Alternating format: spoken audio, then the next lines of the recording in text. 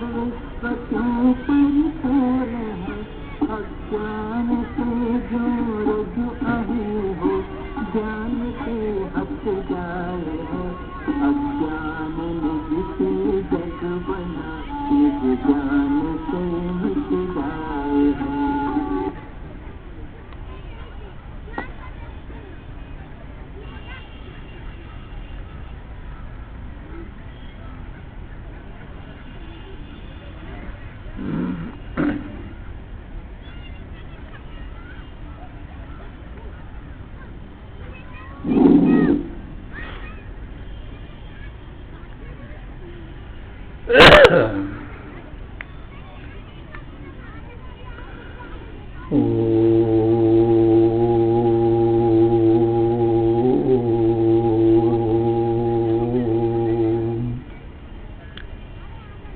नमोस्तु रामाय सलक्ष्मणाय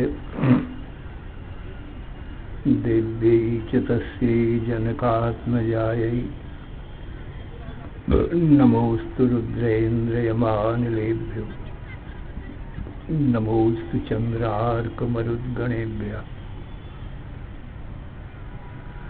नमोस्तु अनंताय सहस्रमूर्तये।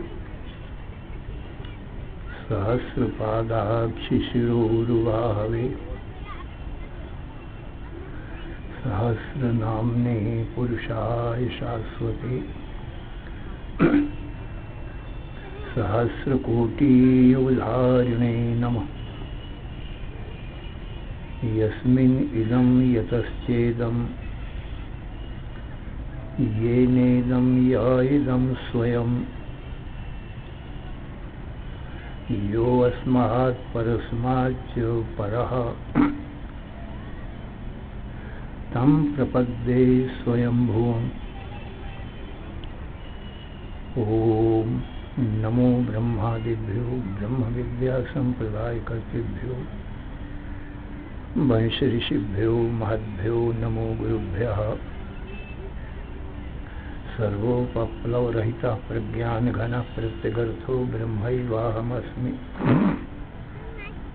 नारायणं पद्मभवं वसिष्ठं, शक्तिं च तत्पुत्र पराशरं च, व्यासं शुकं गौरपदं महान्तं गोविन्दयोगीन्द्रम् अथास्य शिष्यं श्रीशङ्कराचार्यम्, अथास्य पद्मपादं च हस्तामलकं च शिष्यं, तन्त्रोटकं वार्तिककारम् अन्यान् अस्मद्गुरून् सन्ततमानतोऽस्मि। श्रुतिस्मृतिपुराणानाम् आलयं करुणालयं, नमामि भगवत्पादं शङ्करं लोकशङ्करम्। शङ्करं शङ्कराचार्यं केशवं बादरायणं, सूत्रभाष्यकृतौ वन्दे भगवन्तौ पुनः पुनः। ईश्वरो गुरुः आत्मेति मूर्तिभेदविभागिने, व्योमवद्व्याप्तदेहाय दक्षिणामूर्तये नमः। अशुभानि निराचष्टे तनोति शुभसन्ततिं, स्मृतिमात्रेण यत्पुंसां ब्रह्मतन्मङ्गलं परम्। अतिकल्याणरूपत्वान्नित्यकल्याणसंश्रयात्, स्मर्तॄणां वरदत्वाच्च ब्रह्मतन्मङ्गलं विदुः।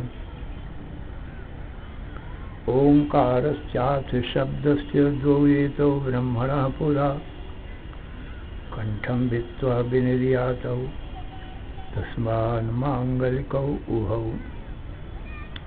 ओम तत्सत् परब्रह्मणे नमः। श्री राम जय जय राम। श्री राम जय जय राम। श्री राम जय जय राम। श्री राम जय जय राम। धर्म की अधर्म का प्राणियों में विश्व का हर हर महादेव।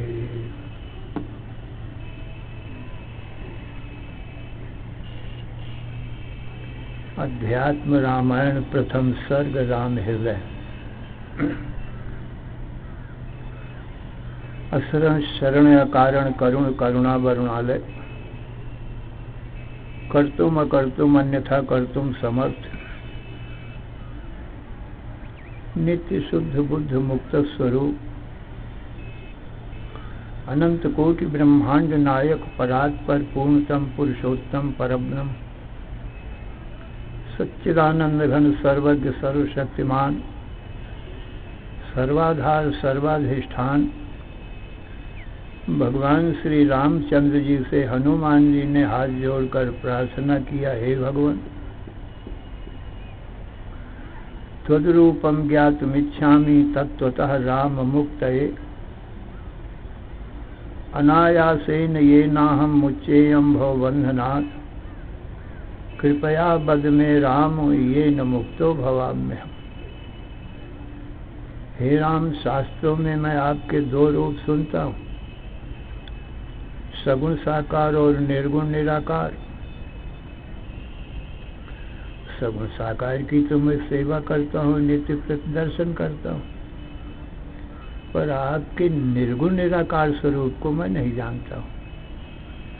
और ये सुनता हूँ कि आपके निर्गुण निराकार स्वरूप के जानने मात्र से जीव सर्व दुखों से और मृत्यु से सदा के लिए छूट जाता है।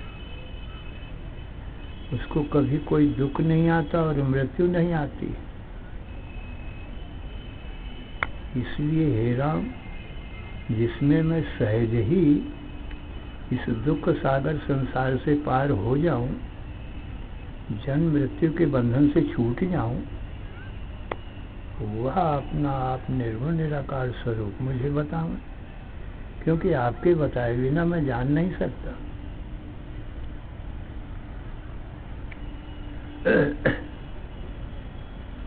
तो वाम भाग में विराजमान सीता जी से श्री रामचंद्र जी ने कहा, हे सीते, ये हनुमान हमारे और तुम्हारे परम भक्त हैं। और जो भक्त होता है वही ज्ञान का अधिकारी होता है, क्योंकि भक्ति बिना ब्रह्म ज्ञानम कदापि न जायते। भक्ति के बिना ब्रह्म ज्ञान कदापि नहीं हो सकता। भागवत में, भागवत के महात्म्य में भक्ति के ही पुत्र ज्ञान और वैराग्य बताए गए। तो भक्ति होगी तभी ज्ञान और वैराग्य रूपी दो पुत्र मिलेंगे। भक्ति ही नहीं होगी तो ज्ञान वैराग्य कहाँ से आएगा? तो ज्ञान वैराग्य के मूल तो भक्ति ही। जैसे आम के पके पके जो फल हैं, उनका मूल साधन तो आम का वृक्ष ही है। वृक्ष होगा और वृक्ष जब पुष्ट हो जाएगा, परिपक्व हो जाएगा, तब उसमें फूल आएंगे और आम के फल आएंगे। और फल से ही तृप्ति होती। आम के वृक्ष, आम के डाली, पत्ते और फूल से तो किसी की तृप्ति हो नहीं सकती, भूख मिट नहीं सकती। फल से ही क्षुधा की निवृत्ति हो सकती, तो भूख का दुख दूर हो सकता है, तृप्ति हो सकती। इसी प्रकार से भक्ति का फल है ज्ञान और वैराग्य। तो भक्ति होगी तब ज्ञान होगा, और ज्ञान से सर्व दुख मिट जाएंगे, जीव की तृप्ति हो जाएगी। जो सुख की प्यास है, अमरता की प्यास है और भूख है, वो मिट जाएगी। फिर मृत्यु का दुख, प्यास का दुख नहीं रहेगा। जैसे पानी मिलने से प्यास की पीड़ा चली जाती है, भोजन मिलने से भूख का दुख चला जाता है।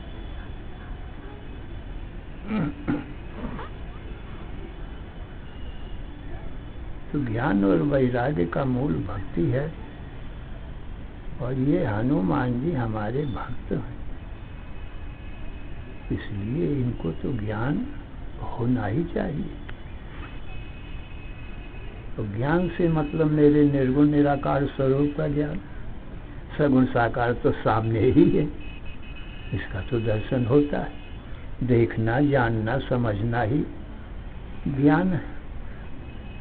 सगुण साकार का तो सबको ज्ञान है, क्योंकि दृश्य है नेत्रों के सामने। सेवा पूजा बन रही है, ये सेवा पूजा ही भक्ति।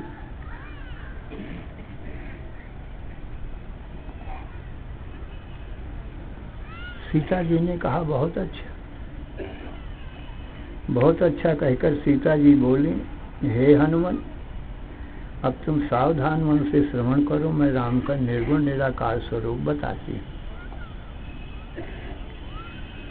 रामं विद्धि परम ब्रह्म सच्चिदानंदमद्वयम् सर्वोपाधि विनिर्मुक्तम् सत्तामात्रम् अगोचरम् आनंदं निर्मलं शांतं निर्विकारं निरंजनं सर्वव्यापिनमात्मानं स्वप्रकाशम अकल्मषम। राम का निर्गुण निराकार स्वरूप सच्चिदानंद घन परम ब्रह्म है और एक अद्वितीय, और सभी उपाधियों से रहित है। जितने ये संसार में नाम और रूप हैं, इन सबके भीतर भी है और बाहर भी है। नाम रूप से परे है, अनाम और अरूप है, दृष्टा है। सारा दृश्य में ही नाम रूप है। नाम रूप को ही संसार कहा जाता है, जगत कहा जाता है। दो चीजों को छोड़कर, नाम और रूप, इन दो चीजों को छोड़कर और संसार में तीसरी चीज है ही नहीं। जो भी नेत्रों से दिखाई पड़ते हैं ये सब रूप हैं, शरीर दिखाई पड़ते हैं। अब इन रूपों को बताने के लिए सबके किसी के कुछ नाम रखा गया है, तो नाम के द्वारा वो रूप जाने जाते हैं। तो ये नाम और रूप, इन दो चीजों का नाम ही जगत है। चाहे ईश्वर के शरीरों के ही नाम रूप हैं। जो शरीर को देखता है वो नाम और रूप को देखता है, वो तो सच्चिदानंद ब्रह्म है। ये उपाधि है, नाम रूप उपाधि। नाम रूप द्विस उपाधि अकथ अनादि सुसामुज साधी। तो ये उपाधियों के जो भीतर है और उपाधियों से अछूता है, असंग है, वो राम का स्वरूप है। सब नाम रूपों में है। नाम रूपों का दृष्टा साक्षी, पर नाम रूपों से असंग है। नाम रूप माया से बनते बिगड़ते हैं, पर वो ज्यों का त्यों ही रहता है, दृष्टा ही मात्र रहता है।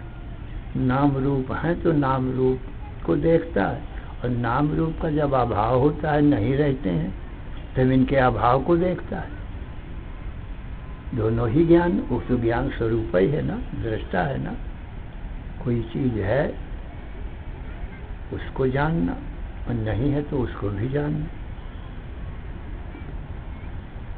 तो सभी उपाधियों के भीतर वो जीवात्मा रूप से विराजमान है। नाम रूप को देखता है, और नाम रूप नहीं रहते तो उसके अभाव को देखता है। और नित्य सत्य है, सर्वोपाधि विनिर्मुक्तम। किसी उपाधियों में फंसता नहीं। सत्ता मात्र, सत्य मात्र। नाम रूप असत्य हैं क्योंकि बनते बिगड़ते हैं, और जो न बने न बिगड़े, न जिसका जन्म हो न मरण हो, वो सत्य होता है। सत्य दो नहीं होते, एक ही होता है। सत्ता मात्रम और अगोचरम इंद्रियों का विषय नहीं है। वो इंद्रियों के विषय तो ये नाम रूप ही है, ये संसार ही है इंद्रियों का विषय। शब्द स्पर्श रूप रस गंध, इसी को संसार कहते हैं, और यही इंद्रियों का विषय है। ये दृश्य है, वो दृष्टा है।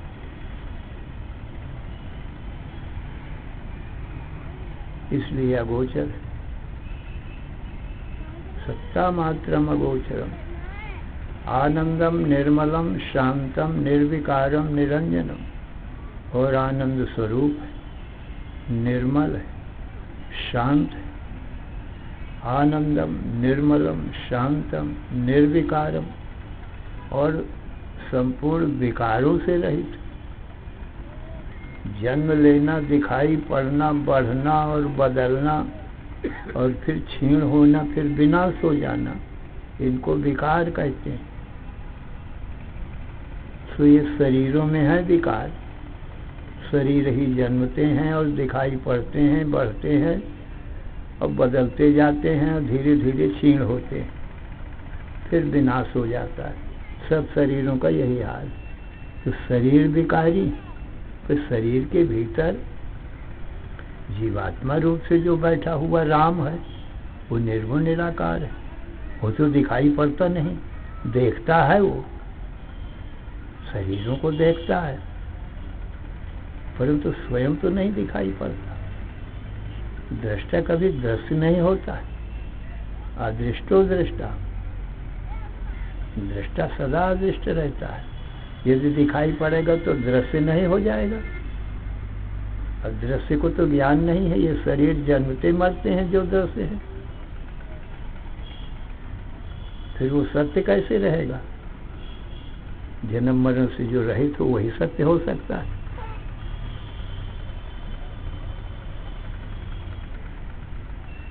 आनंदम निर्मलम शांतम निर्विकारम, इसलिए वो निर्विकार, निरंजन और माया से रहित। अंजन नाम माया का है, निरंजन नाम ब्रह्म का है, जो माया से परे।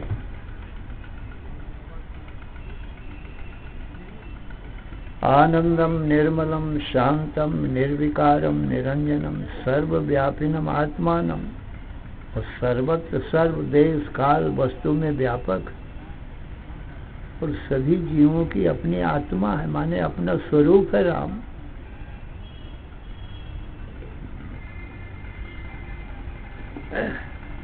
सर्वव्यापिनम और आत्मानम स्वप्रकाशम, राम का अनंत अखंड ज्ञान जो प्रकाश है वो अखंड है, स्वयं प्रकाश है,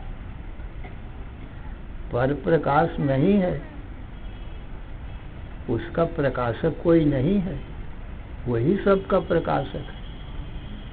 सबकर परम प्रकाशक जोई राम अनादि अवधपति सोई। जो सबका प्रकाशक हो वही अनादि अनंत राम का स्वरूप है, उसका प्रकाशक कोई नहीं।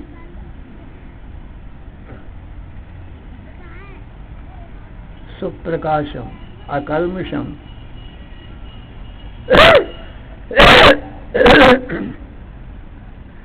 कल्मष नाम दोष का है, राम में कोई दोष नहीं है।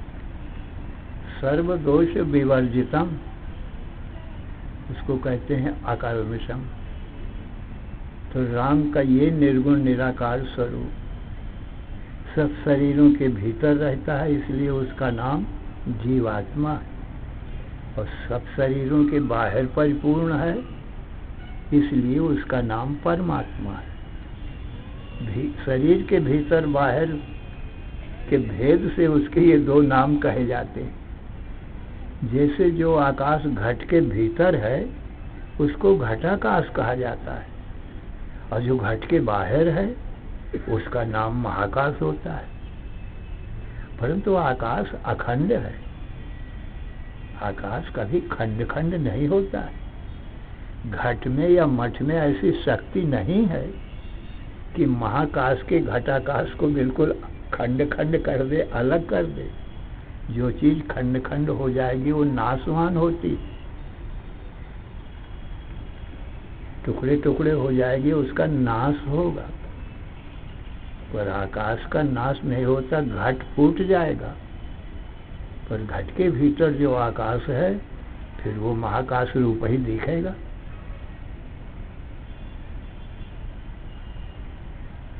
तो घट का नाश नहीं होता। ऐसे ये शरीर रूपी घटों के भीतर होने से उस परब्रह्म परमात्मा राम का नाम जीवात्मा पड़ जाता है, और बाहर रहने से परमात्मा रहता है। यदि नष्ट होते हैं तो ये शरीर रूपी घट ही नष्ट होते हैं, और बनते हैं तो ये शरीर ही बनते हैं। राम न बनता है न बिगड़ता है। सो हमारा तुम्हारा स्वरूप जगदात्मा प्राण प्रिय रामा। राम जगत की आत्मा है, प्राणों से ज्यादा प्यारा है। जगदात्मा प्राण प्रिय कौन? रामा। प्राणों से प्यारा क्यों है? क्योंकि सबकी आत्मा है ना। अपनी आत्मा तो सबको प्यारी होती है। आत्मा से प्यारा संसार में कोई नहीं होता, अपने से प्यारा कोई नहीं होता है। सबसे प्रिय आत्मा ही है। प्रिय कहो, प्रेम कहो, एक ही बात है। आत्मा में ही सबसे ज्यादा प्रेम होता है। सबसे, अब देखो प्रेम की प्रियता की हम तारतम्य आपको बताते हैं शास्त्र के अनुसार। इस शरीर के बाहर के जो नाते रिश्ते हैं, तो शरीर के संबंध से उनमें भी प्रियता होती है। जैसे स्त्री पुत्र धन है, शरीर से बाहर स्त्री भी पुत्र भी और धन भी। तो सबसे नीची कोटि के नीचे दर्जे की प्रेम इसमें है।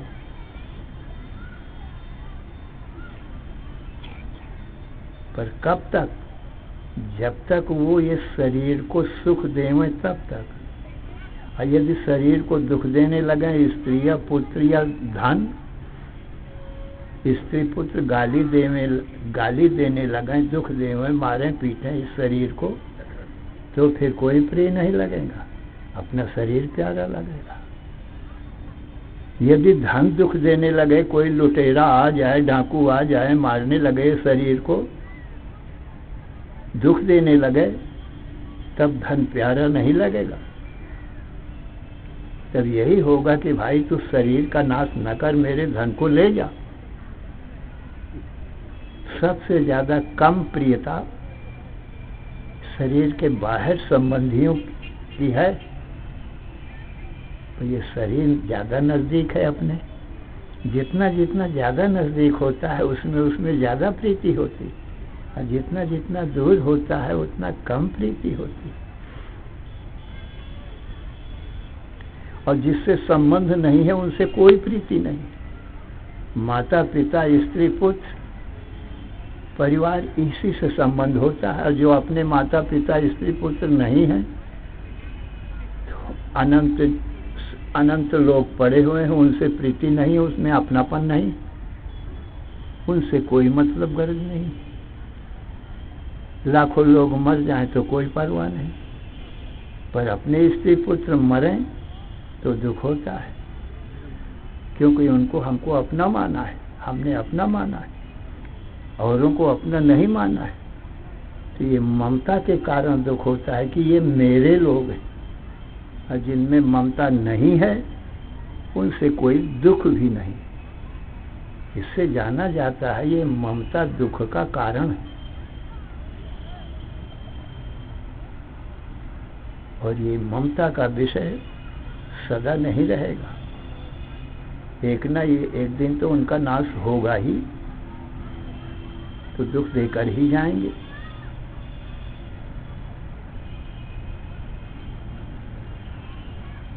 शरीर से जो बाहर हैं उनमें ममता का संबंध है, इसलिए उनसे सबसे कम प्रीति है। शरीर में ज्यादा प्रीति है। वित्तात् पुत्रः प्रियो पुत्रात् पिंडः।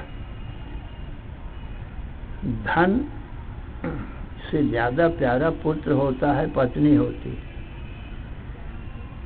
क्योंकि पुत्र से और धन बाहर है, कमा करके लाते हैं। पुत्र ज्यादा नजदीक है धन से, इसलिए धन से ज्यादा प्रीति पुत्र में है, और पुत्र से ज्यादा प्रीति अपने शरीर में है। वित्तात् पुत्रः प्रियो पुत्रात् पिंडः। ये शरीर रूपी पिंड, अब ये शरीर के भीतर इंद्रियां हैं, प्राण है, वो ज्यादा नजदीक है अपनी आत्मा के। तो शरीर को, ये पिंड, ये शरीर ज्यादा प्यारा है, और इस शरीर से ज्यादा प्यारी इंद्रियां हैं। क्योंकि कोई मारने आवे और आंख कान काटने लगे या आंख निकालने लगे, तो लोग यही कहेंगे कि मेरी आंख कान आज ना काट ना निकाल, भले ही मेरे शरीर में चाहे 2-4 डंडे मार ले। तो शरीर से ज्यादा प्रियता अपनी इंद्रियों में है। आंख से देखते हैं, कान से सुनते हैं, यही निकाल ली जाए तो संसार में फिर क्या रह जाता है? अंधेरा है आंख के बिना, कान के बिना कोई शब्द नहीं, स्त्री पुत्र मित्रों के शब्द भी नहीं सुन सकते, तो संसार सुना ही है, फिर दुख ही है। तो इंद्रियां ज्यादा प्यारी, सब लोग इंद्रियों की रक्षा करते हैं। शरीर में कोई मारने आवे और आँख कान निकालने लगे, काटने लगे, तो लोग इंद्रियों की रक्षा करते हैं। इंद्रियाच प्रिया प्राण, और इंद्रियों से प्यारे सज्जनों प्राण होते हैं। जैसे कोई आँख में, नाक में, कान में कोई ऐसी बीमारी आ जाए, ऐसा रोग आ जाए, ऐसी कोई जहरीली मवाद पड़ जाए, पस पड़ जाए, जो शरीर भर में फैल जाए और शरीर के नाश का और सारे प्राणों के नाश का भय उपस्थित हो जाए, तो डॉक्टर सलाह देता है कि ये तुम्हारी एक आंख में विषैली मवाद पड़ गई, ऑपरेशन करके यदि एक आंख को आप निकला दो तो दूसरी आंख, नाक, कान, मुंह, पेट, पीठ, हाथ, पांव और प्राण सब बच जाएंगे। तो लोग यही कहते हैं कि डॉक्टर साहब आप एक आंख निकाल दो, एक आंख से ही हम जी लेंगे, देख लेंगे, परंतु और अंगों को, प्राणों को बचाओ। तो प्राणों की रक्षा के लिए लोग आंख निकला देते हैं, कान कटा देते हैं, नाक कटा देते हैं, क्योंकि प्राणों की रक्षा हो। क्यों? प्राण न रहेंगे तो सब खत्म। प्राणादात्मा प्रिया परा, प्राणों से प्यारा आत्मा है जगदात्मा, प्राण प्रिय रामा। प्राणों से ज्यादा प्यारा आत्मा है, क्योंकि आत्मा राम है, राम से प्यारा कोई नहीं है। राम के वियोग में दशरथ ने प्राण दे दिए, पर राम का वियोग नहीं सहन हुआ। तो राम तो सबकी आत्मा है, तो आत्मा से प्यारा कोई नहीं। प्राणों से प्यारा आत्मा कैसा है? जैसे कोई भयंकर दुख आन पड़े और जो दुख सहा न जाए तो लोग अपने प्राण हत्या कर लेते हैं, क्योंकि अब दुख नहीं सहा जा रहा है। लोग यही कहते हैं, भगवान से प्रार्थना करते हैं, हे भगवान अब जल्दी प्राण चले जाए तो मैं सुखी हो जाऊं। अब दुख सहा नहीं जाता है, असह्य हो गया है। पर प्रेमास्पदम यथा, परम प्रेम का विषय अपना आत्मा है। फिर आत्मा से आगे ऊपर तो कोई है ही नहीं, ये सब आत्मा के नीचे।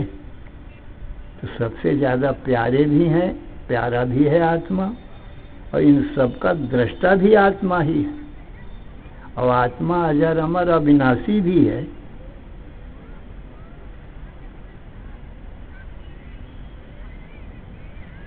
इसलिए सीता जी ने कहा कि राम ही सबकी आत्मा है, प्राणों से ज्यादा प्यारा है, और उसका जन्म मरण नहीं होता है,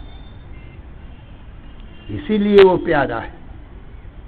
प्रिय होने से उसको आनंद कहते हैं, दृष्टा होने से चेतन कहते हैं, और न मरने के कारण, अविनाशी होने के कारण उसको सत कहते हैं आत्मा को। इसलिए आत्मा का स्वरूप है सतचित आनंद, यही ब्रह्म का स्वरूप। जो ब्रह्म बाहर है परमात्मा नाम है, और जो शरीरों के भीतर है उसका नाम जीवात्मा है। तो नाम भेद से वस्तु दो नहीं हो जाया करती। यदि एक वस्तु के दो नाम हो, तीन नाम हो, चार नाम हो, तो वो वस्तु चार नहीं हो जाती, दो नहीं हो जाती। भगवान विष्णु के 1000 नाम हैं, पर क्या 1000 नाम से भगवान विष्णु भी 1000 हो जाएंगे? अरे विष्णु तो एक ही रहेगा ना। तो एक वस्तु के अनेक नाम हो सकते हैं, पर वस्तु एक की एक ही रहेगी। ऐसे ही आत्मा के अनेक नाम हैं, पर आत्मा एक की एक ही। आत्मा कहो, परमात्मा कहो, ब्रह्म कहो, भगवान कहो, तत्व कहो। वदन्ति तत्तत्व विदस्तत्वम यदि ज्ञानमद्वयम् ब्रह्मेति परमात्मेति भगवानिति शब्दते। उसको ब्रह्म कहो, परमात्मा कहो, आत्मा कहो, भगवान कहो, या अनेक नामों से एक ब्रह्म तत्व ही पुकारा जाता है। तो वो एक का एक ही रहता है, सच्चिदानंद स्वरूप ही रहता है। किसी नाम से पुकारो, अल्लाह कहो, खुदा कहो, गॉड कहो, कुछ भी नाम रख दो, पर वो चीज तो एक ही रहेगी,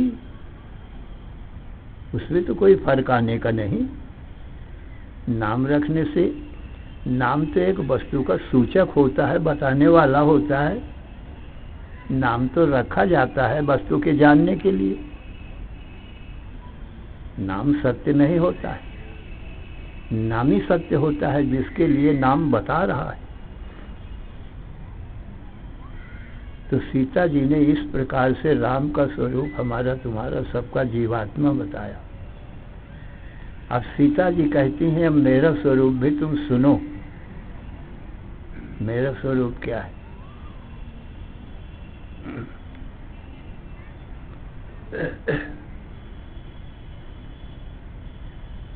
स्वप्रकाशम अकल्मषम उद्भव स्थित संहार माम विद्धि मूल प्रकृतिम स्वर्ग स्थित्यंत कारिणी तस्य सन्निधि मात्रेण सृजामीदमतंद्रिका। माम विद्धि मूल प्रकृतिम, मुझे तुम मूल प्रकृति जानो। प्रकृति को ही माया भी कहते हैं। तो सीता जी कहती है मेरा नाम प्रकृति है, मुझे ही माया कहते हैं। अब मेरा काम क्या है? सर्गस्थित्यंत कारिणी, संसार की उत्पत्ति और पालन और संहार, ये मेरा काम है, राम का नहीं। राम तो मेरे और मेरे कर्मों के दृष्टा साक्षी मात्र। मुझे राम देखते हैं क्यों? मैं सत नहीं हूँ, चित नहीं हूँ, ज्ञान रूप नहीं।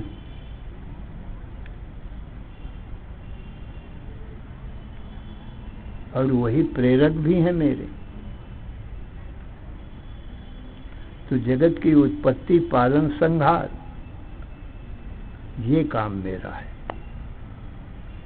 तो राम मुझको और मेरे कार्य को, जगत की उत्पत्ति को देखते हैं, मेरे पालन को देखते हैं, कितने दिन मैं रखती हूँ संसार को, और विनाश को भी देखते हैं।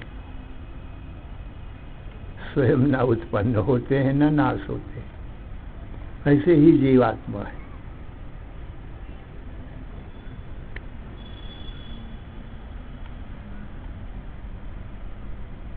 तो माम विद्धि मूल प्रकृतिम सर्गस्थित्यंत कारण।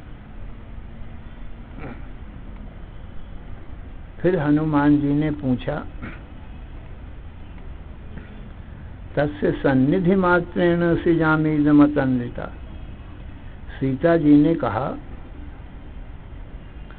कि मेरा और राम का कभी संबंध नहीं होता है, कभी मिलाप नहीं होता है। तो ये आश्चर्य की बात है।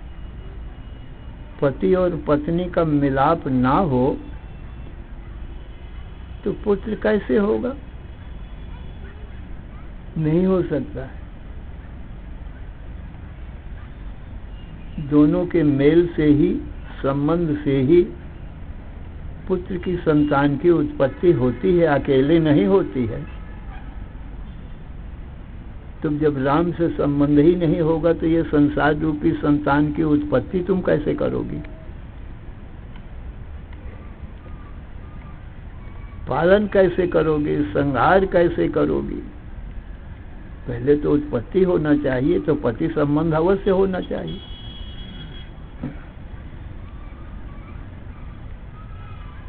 सीता जी कहती हैं, मुझसे वो परे ही रहते हैं, मुझको छूते ही नहीं हैं। माया गुण ज्ञानातीत अमाना वेद पुराण भनंता। गो ब्राह्मण द्विज संत हित लीन मनुज अवतार निज इच्छा निर्मित तनु माया गुण गोपाल। तो माया से, गुणों से और इंद्रियों से परे हैं, छूते नहीं। तो हनुमान जी कहते हैं, फिर तुम पैदा कैसे करती हो संसार को? तो कहा, उनकी सत्ता मात्र से, सानिध्य मात्र से, उनकी दृष्टि मात्र से। बस जैसे चुंबक के सानिध्य मात्र से और लोहा हलचल करने लगता है, बिजली की सानिध्य मात्र से मशीनें चलने लगती हैं। बिजली के अस्तित्व मात्र से, बिजली के रहने से बिजली कुछ करती नहीं, कर्म तो मशीनों में है, पर बिजली होना चाहिए, उससे सत्ता स्फूर्ति मशीनों को मिलती। ऐसे ही राम के रहने मात्र से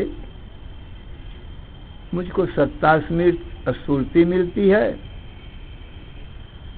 और मुझ में हलचल होती है और मैं ही जगत रूप में परिणित हो जाती हूँ। इसलिए जगत मेरा ही विकार है, मेरा ही परिणाम है। पर राम की प्रेरणा से, राम कुछ करते नहीं हैं, उनके रहना सत्ता मात्र मुझको चाहिए।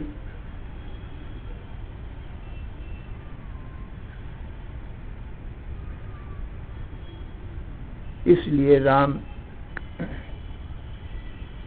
से सत्ता स्फूर्ति केवल मिलती है, संबंध नहीं होता।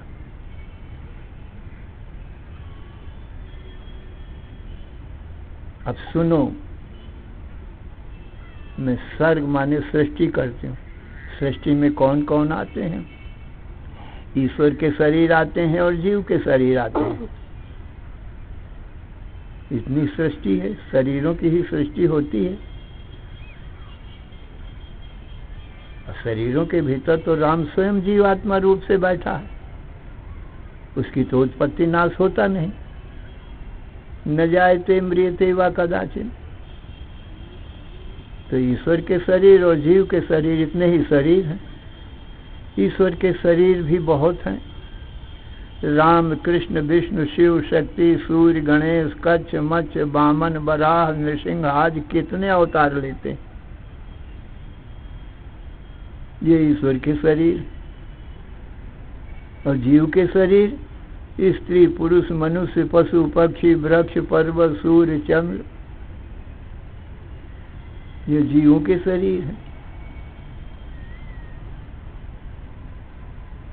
सीता जी कहती हैं, इन शरीरों की मैं उत्पत्ति करती हूँ, और इस शरीर के भीतर दूसरा सूक्ष्म शरीर है, उसकी भी उत्पत्ति मैं ही करती हूँ। इस देह के भीतर सूक्ष्म शरीर 17 या 19 तत्वों का है। उसमें 5 ज्ञानेंद्रिय हैं, 5 कर्मेंद्रिय हैं, 5 प्राण हैं, मन, बुद्धि, चित्त, अहंकार, ये 19 तत्व हैं। इसी में सब कर्म होता है। राम में कोई कर्म नहीं। तो स्थूल शरीर और सूक्ष्म शरीर की रचना मैं करती हूँ।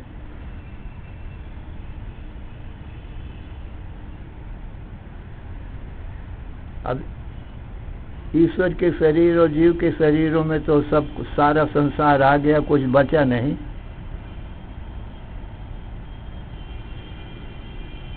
राम तो अपना शरीर रचते नहीं, न जीवों के शरीर। ये काम तो मैं ही करती हूँ। तो सुनो, राम का अयोध्यापुरी में जन्म लेना ये मेरा काम है। फिर विश्वामित्र जी के साथ में उनकी यज्ञ की रक्षा के लिए जाना, ये भी मेरा काम है। राम का शरीर मेरा बनाया हुआ है, और यज्ञ में जाना ये भी सब मेरा ही काम है, ये मेरा ही कर्म। जो भी दिखाई पड़ रहा है ये सब मेरा ही कर्म है, क्योंकि राम दिखाई नहीं पड़ते, वो तो निर्गुण निराकार है।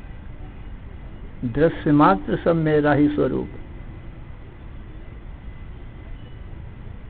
फिर विश्वामित्र की यज्ञ की रक्षा करके जनकपुरी जाना, महादेव जी के धनुष को भंग करके मुझ सीता के साथ में पाणी ग्रहण करना, ये भी मेरा ही काम है। सीता रूप में उधर हूँ, जनक रूप में, सब परिवार रूप में इधर राम और दशरथ कौशल्या सबके रूप में मैं हूँ। ये सब खेल तो मेरा ही नाटक। फिर अयोध्यापुरी आना, जनकपुरी से कुछ दिन अयोध्यापुरी में रह करके फिर वनगमन करना, प्रयागराज जाना। तो प्रयागराज तो मेरा ही की बनाया हुआ है ना, सारी पृथ्वी मैंने बनाई है। आकाश, वायु, अग्नि, जल, पृथ्वी तो सब मेरा बनाया हुआ है। ये सब खेल तो मेरा ही है। प्रयागराज से चित्रकूट जाना, ये सब मेरा ही कर्म है। चित्रकूट से पंचवटी जाना, ये मेरा काम है, क्योंकि चलना फिरना तो इंद्रियों में ही होगा ना, तो इंद्रियां तो मेरी बनाई भाई। फिर पंचवटी में